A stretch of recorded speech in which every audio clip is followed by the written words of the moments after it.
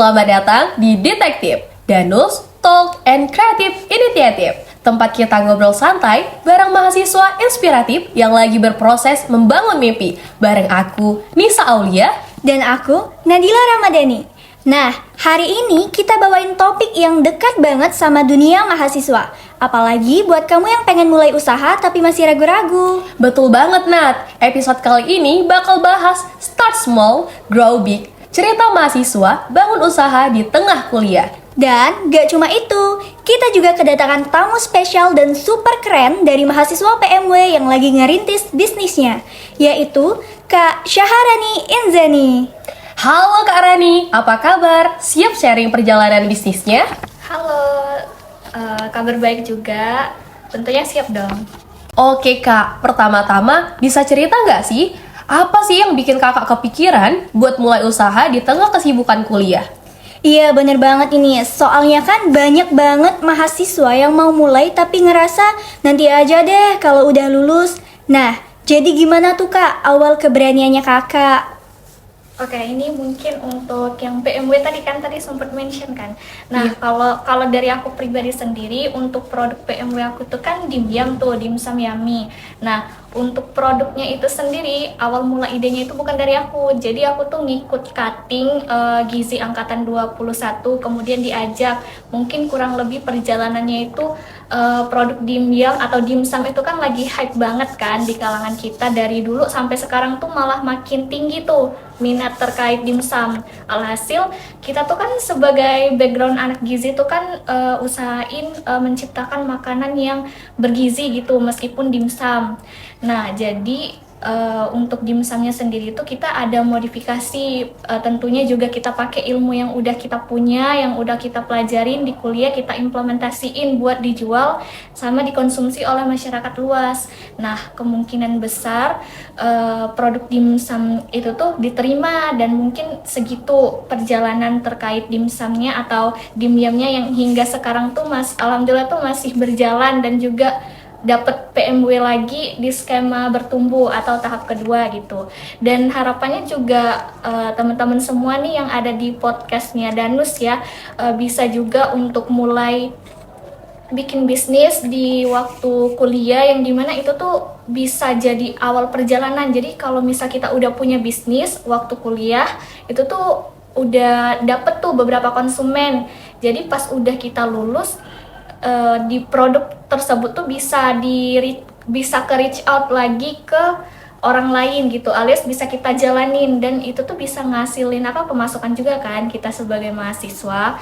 Kayak mungkin gitu aja sih. Oke Kak, jadi dari yang kakak sampaikan bahwa kakak tuh memanfaatkan banget ya peluang yang lagi tren gitu dengan jual dimsum. Nah, nggak cuma jualan dimsum, kakak juga memanfaatkan ilmu dari pengetahuan yang kakak pelajarin di kuliah nih kan? Betul. Karena kan kita ini kan Unsri itu ada PMW kan, program mahasiswa wirausaha, yang dimana itu tuh kalau bagi teman-teman nih pengen mulai bisnis, kemudian bingung mau ngapain, mungkin boleh tuh dicari dulu idenya, kemudian nanti bisa ikutan PMW kalau misal nggak ada modal atau modalnya sedikit, karena kan PMW itu ada beberapa bagian kan. Bagian yang awal itu tuh skema awal, kemudian skema bertumbuh sama skema tahap lanjut gitu. Jadi kayaknya kebanyakan ya mahasiswa Unsri itu udah punya bisnis yang dari kuliah pas mereka udah lulus itu tuh masih berjalan gitu. Dampak dari program PMW ini gitu. Jadi selain itu juga bisa nanti kalau misalnya udah lulus bisa tambah berkembang gitu ya Kak, karena betul. udah punya responden dari awal kuliah. Ya mungkin bukan responden ya, konsumen. Konsumen ya. Okay. Keren banget ya Nis ya. Oke. Nah, sebagai mahasiswa yang juga pembisnis, pasti ada dong Kak masa-masa beratnya nih. Pernah nggak sih kakak ngerasa kewalahan gitu antara tugas kuliah dan ngurusin usaha? Nah iya betul banget nih, apalagi kan kalau misalnya kita itu waktu kuliahnya padat banget nih Kak. Jadi gimana sih cara kakak menghadapinya? Nah juga biar teman-teman pendengar kita ini kebayang nih antara realita dan juga solusinya. Boleh Kak sharingnya? Oke, kalau misal ditanya kewalahan antara bisnis sama kuliah, tentunya kewalahan kan. Karena kita juga banyak ya anak FKM itu tuh kan kita tuh backgroundnya tuh kesehatan gitu. Kemudian banyak laprak juga, kemudian tugas, alhasil waktu weekday kita tuh hari Sabtu Minggu tuh digunain buat ngerjain tugas kan. Nah, kalau dari aku pribadi sendiri untuk ngatasin hal itu, tentunya kita tuh kan mahasiswa emang udah wajib ada tugas, tapi belum tentu setiap hari tuh ada tugas banget gitu kan. Pastinya ada waktu luang. Jadi kalau tips dari aku sendiri itu, kita tuh mulai nyicil dulu gitu tugas kewajiban kita sebagai mahasiswa untuk kuliah mengerjakan tugas. Misal dari hari Senin sampai hari Jumat kita cicil satu persatu, kemudian udah selesai, Sabtu Minggunya itu kita bisa punya waktu luang untuk bikin produk yang bisa kita jual gitu kan sama yang mesan. Sama satu lagi tips dari aku kan kita tuh masih perintis kan, punya bisnis bukan yang emang udah dari awal banget, tapi kita baru ngerintis banget dari nol. Kemudian ditambah background kita itu adalah kuliah, jadi kurang lebih status kita itu adalah kuliah kerja gitu atau kuker. Nah, salah satu cara yang banyak dipakai orang-orang itu tuh kalau misal kita punya bisnis itu tuh pakai mekanisme sistem pre-order. Jadi dengan pre-order kita buka skema dulu kan penjualanan. Misal dia mau mesen selama 1 minggu kita buka, kemudian nanti pas hari Minggunya kita tuh bikin produk tersebut untuk disebarluaskan ke konsumen gitu. Mungkin itu sih salah satu cara yang emang paling simple, kemudian emang paling banyak juga orang yang make. Karena kan kita kan masih kuliah, kita tuh bukan yang kayak nggak ada kesibukan lain selain bikin produk, terutama juga produk makanan nih. Kalau misal teman-teman yang ngedengerin ini punya produk makanan, kan kita nggak bisa kan setiap hari ngebikin kemudian stand di toko. Mungkin teman-teman di sini juga udah pada lihat kan produk-produk PMW itu sistemnya tuh open PO, yang dimana itu tuh juga menyesuaikan sama kesibukan mereka masing-masing gitu. Jadi mungkin kurang lebih gitu ya, karena saya pribadi juga sama tim yang lain itu juga sistemnya itu PO. Jadi kemudian setelah close order kita tuh luangin waktu buat bikin produknya. Kemudian udah bikin, bisa tuh kita perjualbelikan sama konsumen yang udah mesen sebelumnya gitu. Oke, jadi di sini kita gunain waktu free time Iya, gitu ya betul. Kak, waktu-waktu luang. Namun tetap memperutamakan gitu dan tetap tugas kuliah gitu ya Kak. Betul. Terus pakai juga sistem pre-order yang dimana kita tuh kan membuatnya itu sesuai dengan pesanan. Jadi Iya. nggak ada yang mubazir, kelebihan gitu ya Kak. Terus juga biar kita tuh nggak habis tenaga gitu kan, cuman buat bikin produk yang buat dijual gitu. Oke, intinya guys, jangan ngerjain tugas SKS ya. Iya, Sistem kebut semalam, ngerjain tugas tuh kayak awal-awal gitu, biar nggak keteteran kitanya. Oke, makasih Kak. Sama-sama. Sekarang kita masuk ke yang paling ditunggu-tunggu nih. Kalau ada pendengar yang pengen mulai usaha, langkah pertama apa sih Kak yang paling simple dan berdampak? Iya nih Kak, yang benar-benar bisa dilakukan mahasiswa dengan modal pas-pasan dan waktu yang terbatas. Oke, kalau mulai dari awal banget itu mungkin yang emang belum ada bisnis tapi pengen jualan gitu kan. Mungkin riset kesukaan orang saat ini itu apa gitu. Mungkin kalau misal di sisi produk ya, produk makanan itu kita tuh lakuin dulu riset, atau mungkin kita kan udah tuh hal simpelnya tuh kayak kita kuliah bikin kuesioner gitu terkait pilihan makanan. Misal kita ada 3 ide tuh, mau jualan ice cream, kemudian jualan biskuit atau cookies, sama jualan mungkin minuman gitu kan. Nah, kita sebarluasin dulu gitu mungkin ke seluruh mahasiswa yang jadi target utama sasaran kita atau konsumen kita itu.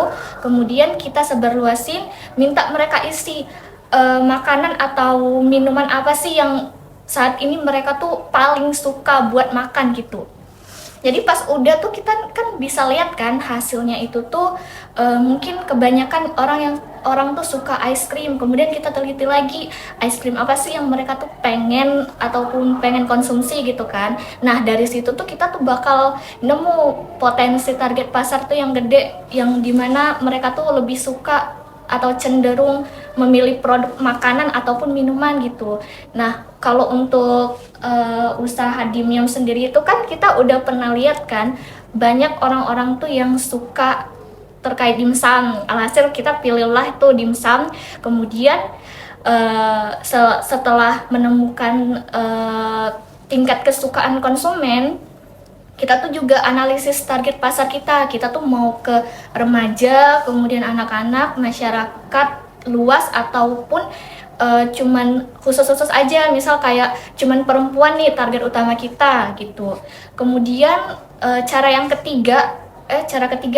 ketiga itu paling simple tuh analisis SWOT. Pasti teman-teman tahu kan, mungkin di MKKWU kita kan di FKM tuh ada kan MKKWU atau kewirausahaan. Itu tuh kayaknya kita bakal dapet di semester 6. Kemungkinan besar itu bakal ngebahas analisis SWOT. Nah, kalau teman-teman yang suka nonton YouTuber atau konten creator yang ngebahas tentang kewirausahaan itu pasti nge-mention SWOT gitu kan. Nah, ternyata analisis SWOT itu emang beneran salah satu hal yang mudah buat kita lakuin untuk ngerintis karir atau bukan ngerintis karir, bisnis makanan ataupun barang gitu.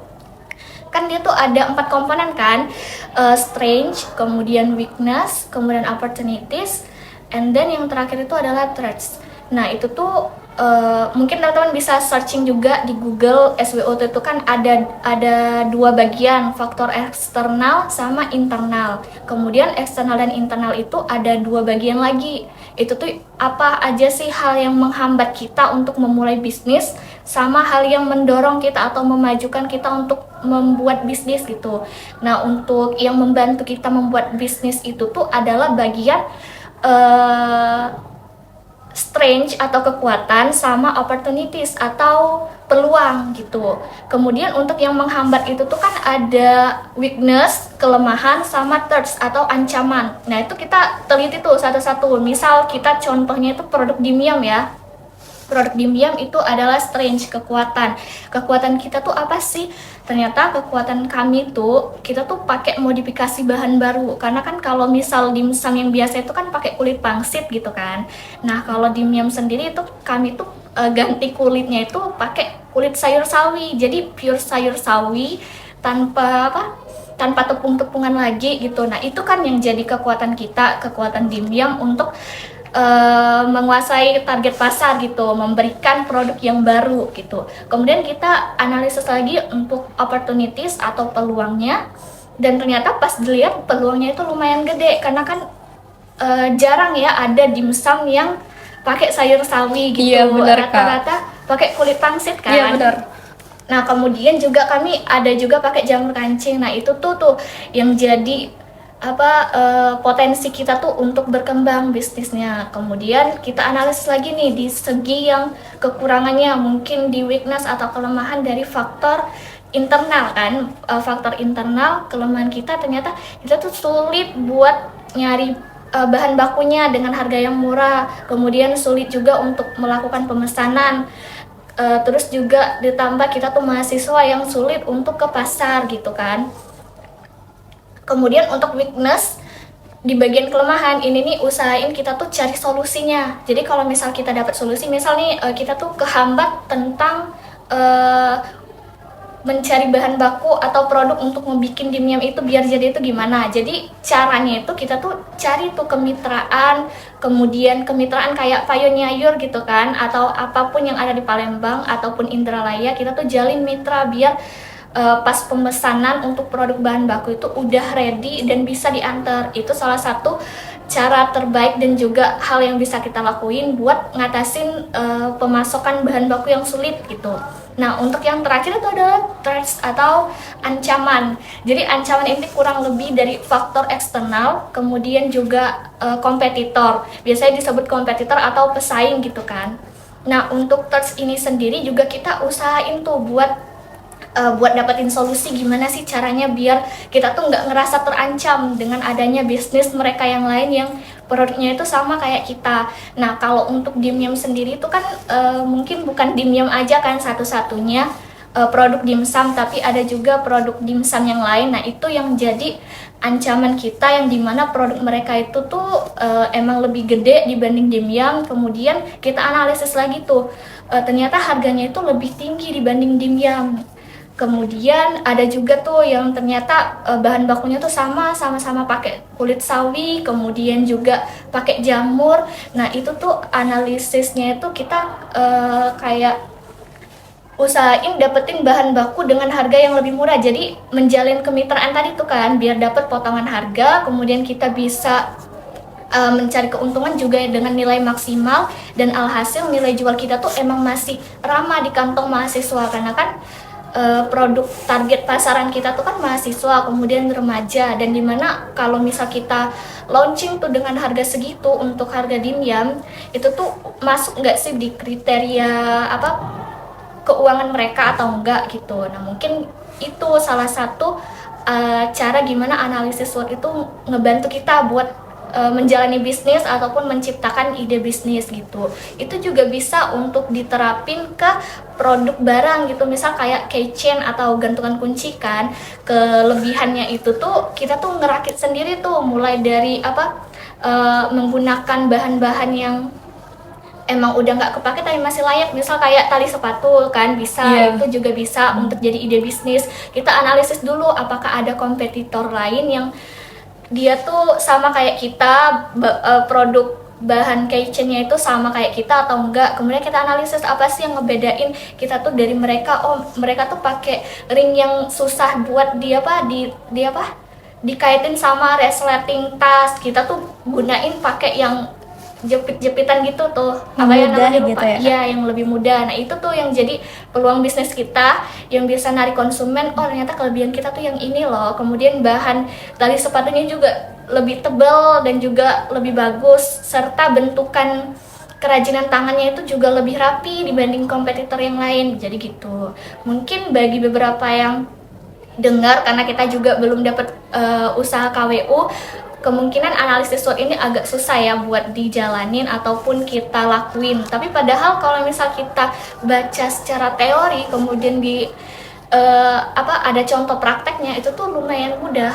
Karena emang agak ribet, karena kita emang butuh tuh apa aja sih hal yang menjadi penghalang atau penghambat kita dari faktor eksternal dan juga internal, dan juga keseimbangan dari hal produk apa yang kita punya yang jadi faktor nilai jual kita yang membedakan kita dari produk atau makanan atau konsumsi juga yang lain dari pebisnis yang lain gitu.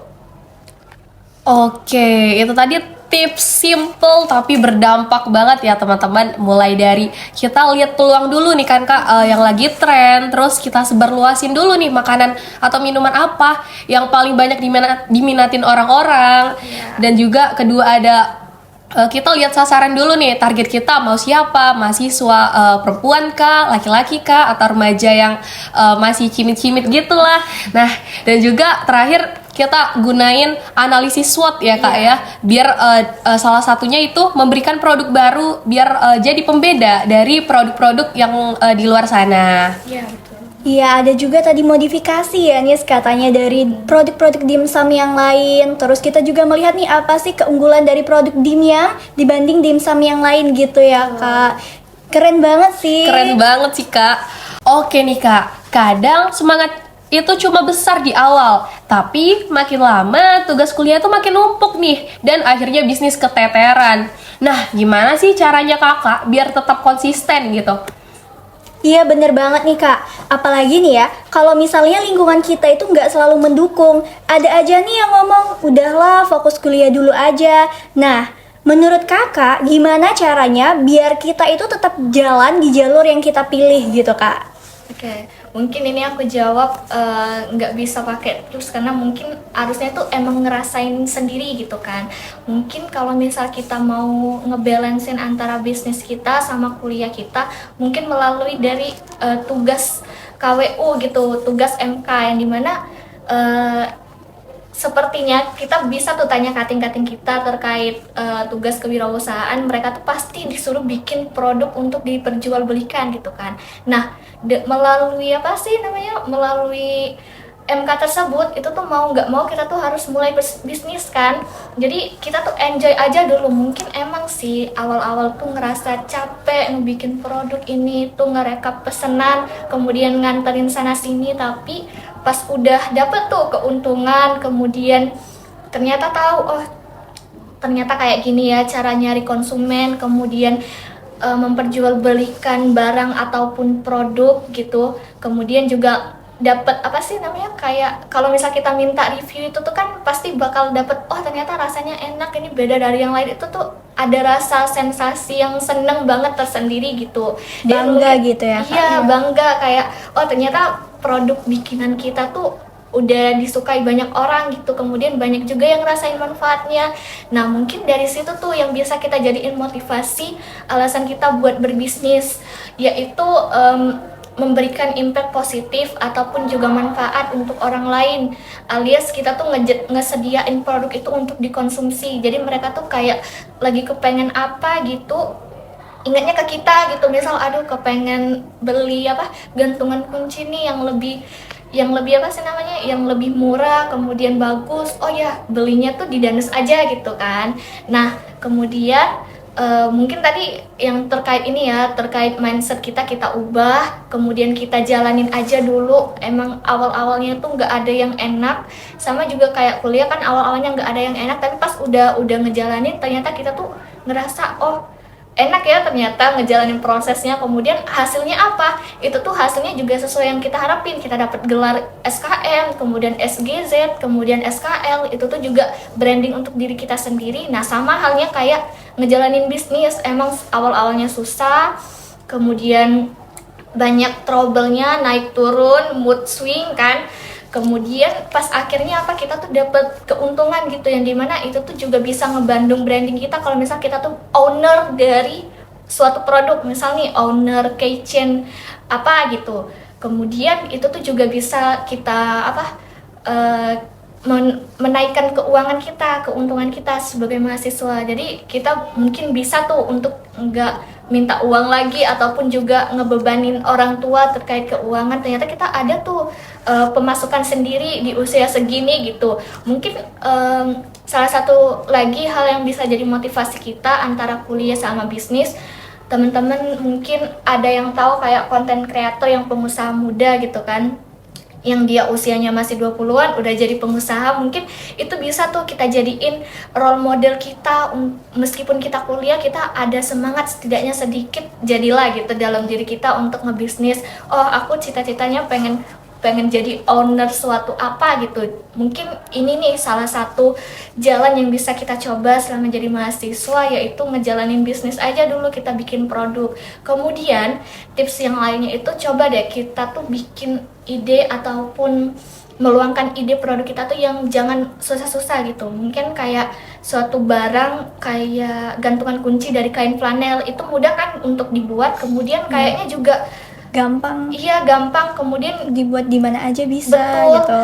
waktu kita free juga bisa kan, waktu tugas sumpuk juga apa, tugas banyak, kemudian kita kayak aduh pengen healing, mungkin bikin tuh apa, motong-motong, itu kan relaksasi otak juga. Kemudian nempel benang apa kain flanelnya itu, kemudian jadi keychain. Kemudian juga kita lihat tuh untuk kalau misal dilihat tuh gantungan kunci keychainnya itu dari kain flanel jarang ada kan sekarang. Nah itu boleh buat potensi apa, potensi gantungan produk gantungan kunci yang baru gitu, selain apa dari benang, kemudian dari tali sepatu. Nah mungkin bukan mungkin lagi sih, udah pasti itu tuh bakal jadi motivasi kita.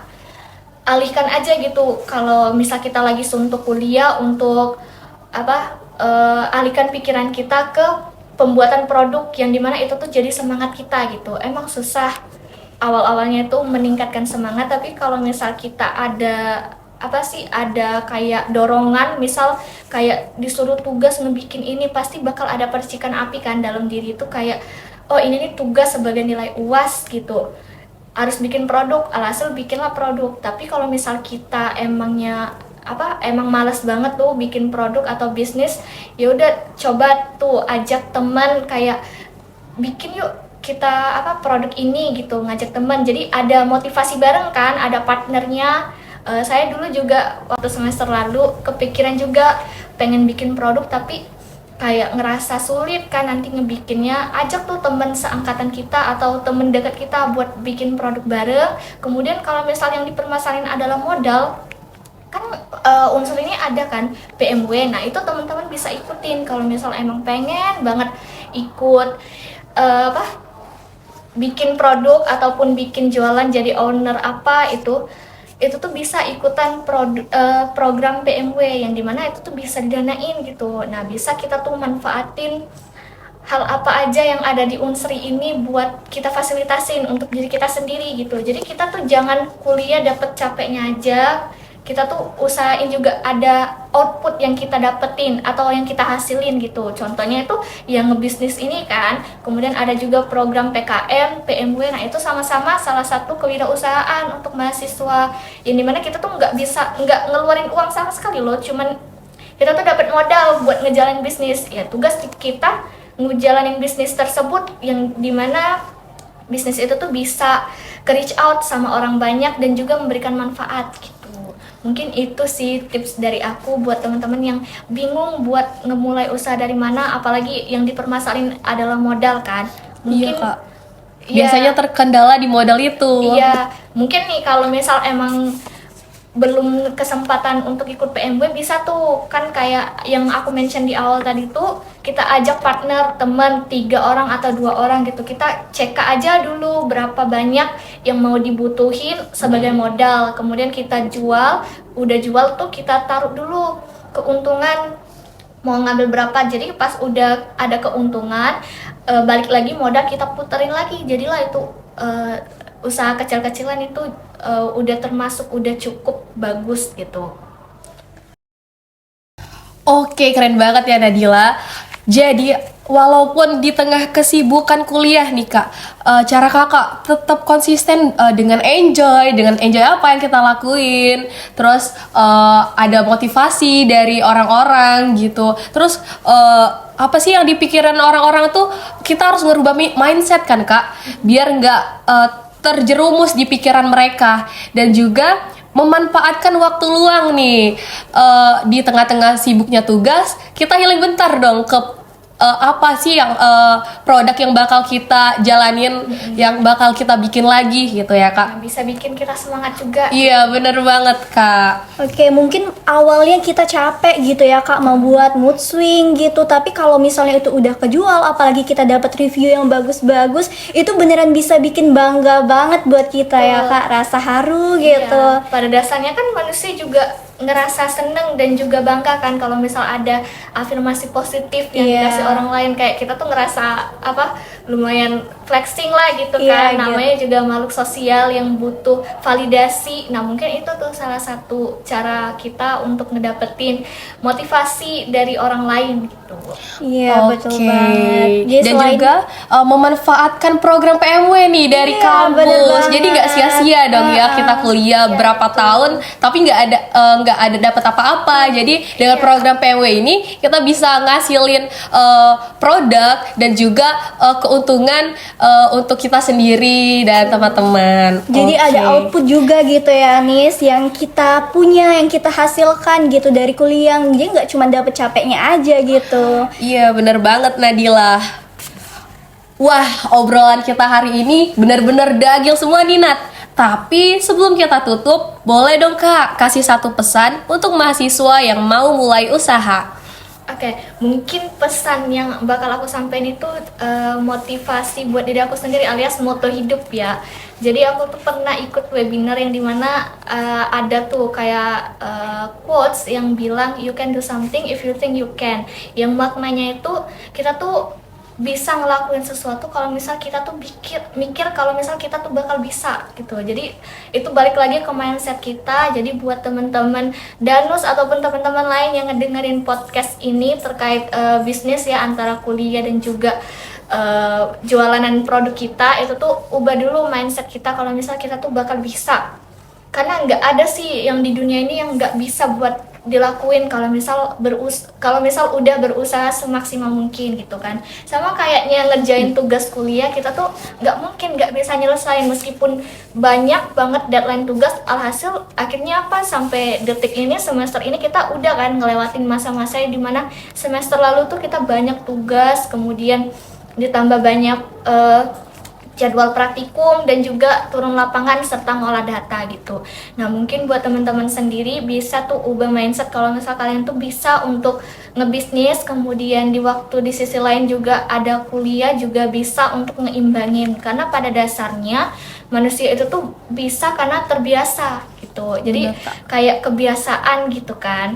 Mungkin segitu sih apa yang bisa aku sampaikan terkait motivasi diri untuk diri aku sendiri dan juga untuk teman-teman yang dengerin ini sama co-host kita ya, Nisa sama Nadila ya. Iya. Nadila. Oke, keren banget ya Nis. Ini dari motivasi hidup, moto hidup ini aja udah keren banget. Ini wajar banget kalau misalnya kakak bisa sekeren ini nih. Oke, kadang kita ini cuma butuh satu kalimat yang bikin kita sadar. Kesibukan bukan alasan untuk berhenti bermimpi. Iya. Terima kasih banyak ya Kak Rani sudah berbagi cerita dan inspirasinya hari ini. Sama-sama Nisa dan juga Nadila. Oke teman-teman, sampai ketemu di episode detektif berikutnya. Bye.